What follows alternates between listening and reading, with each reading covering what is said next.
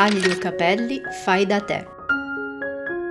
È una cosa che faccio ormai da anni e sono sempre stata soddisfatta dei miei tagli.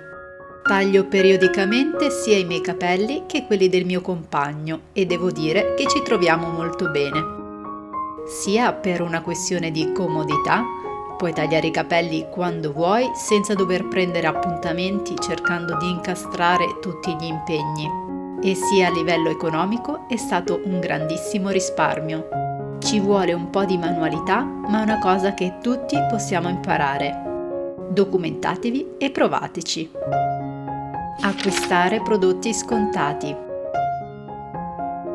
Basta consultare i volantini online sul sito volantinofacile.it o anche i volantini cartacei. Potete così confrontare i prezzi degli stessi prodotti venduti dalle varie catene di supermercati e valutare dove costerà meno. Una volta verificato, recarsi presso il punto vendita e fare una scorta consona al proprio nucleo familiare. Attenzione! I prodotti devono essere a lunga conservazione e devono essere prodotti che utilizziamo sempre. Si sottovaluta questo metodo, ma è infallibile. Acquistare i prodotti quando scontati fa risparmiare un bel po' di denaro. Io l'ho sempre fatto e mi trovo benissimo.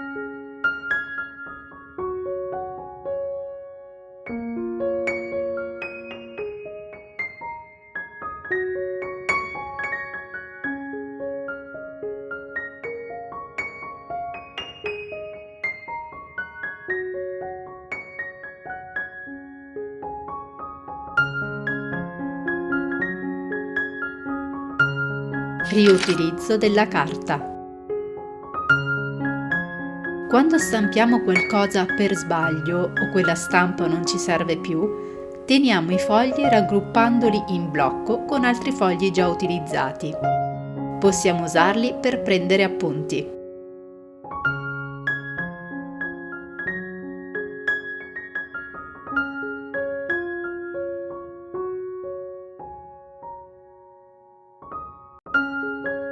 No alle carte di credito. Se non estremamente necessarie per la propria attività lavorativa, consiglio di chiudere tutte le carte di credito. È tutta una tattica, si viene attratti dalla comodità di avere in anticipo dei soldi, ma in realtà quell'importo dovrete restituirlo con gli interessi, oltre all'addebito di altre spese di cui non si tiene mai conto. Piuttosto risparmiate ed acquistate ciò di cui avete bisogno solo quando ne avete la disponibilità finanziaria. Lavatrice a pieno carico. Teoricamente è una cosa che sappiamo tutti, ma in realtà questo consiglio non è così tanto scontato. Ancora molte persone per comodità o perché vogliono vedere la cesta della biancheria sempre vuota, sono soliti avviare cicli di lavaggio ad alto consumo, sia di acqua che di corrente. È sempre consigliabile avviare un ciclo di lavaggio a pieno carico. Piuttosto, se non potete farne a meno, optate per dei cicli di lavaggio brevi. Ormai sono presenti su tutte le lavatrici di nuova generazione. Pagare le bollette online. Un metodo che non tutti adottano, ma che fa risparmiare davvero moltissimo, è pagare le bollette direttamente nella propria area personale del fornitore di riferimento. Le commissioni sono pari a 0, mentre se pagassimo gli stessi bollettini presso un ufficio postale o altro metodo, pagheremmo delle commissioni assurde. Attualmente le commissioni per il pagamento di un singolo bollettino ammontano a circa 2 euro. Vi rendete conto quanti soldi spendereste pagando solo 3 bollettini? Mezzi di trasporto alternativi.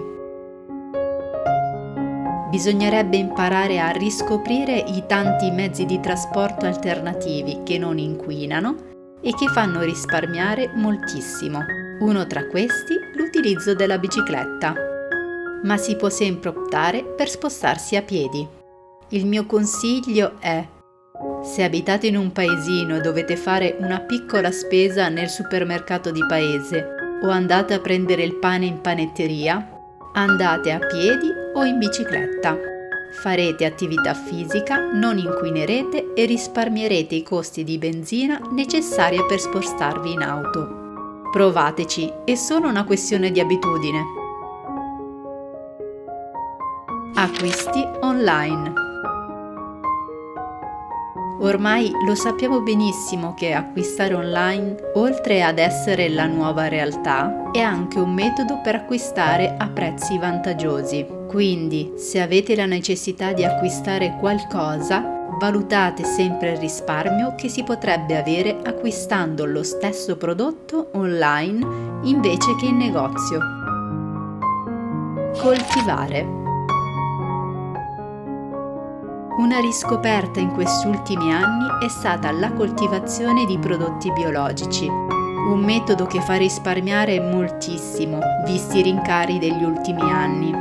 Consiglio quindi a chi ha la fortuna di possedere un terreno di dedicarsi alla coltivazione di alberi da frutto e di verdura. Il raccolto nutrirà in modo sano e con un gran risparmio tutta la famiglia.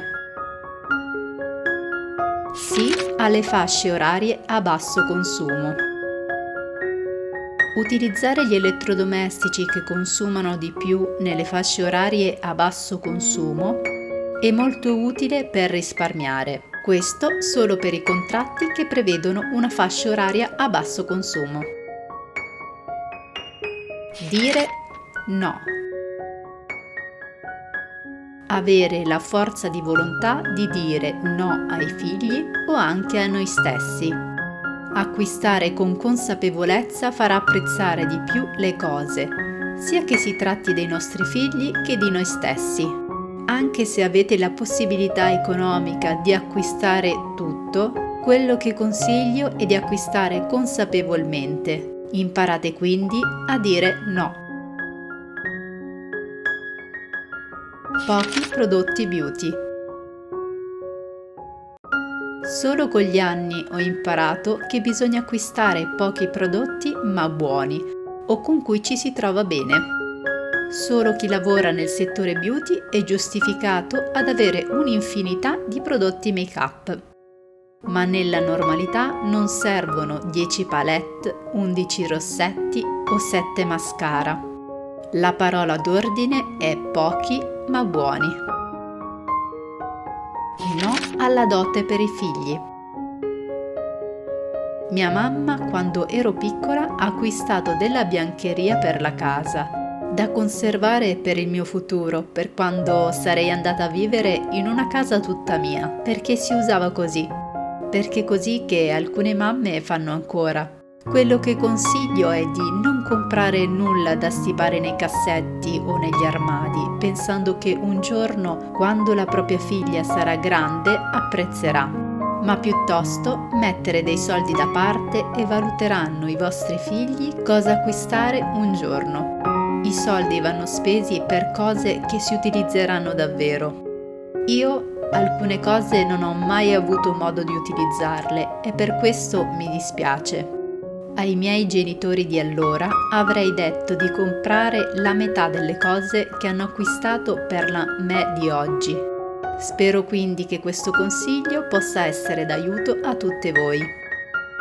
Spero che questo video vi sia stato utile. Se sì, mettete un bel like. Vi auguro una dolce casa a tutti e di fare sempre acquisti consapevoli.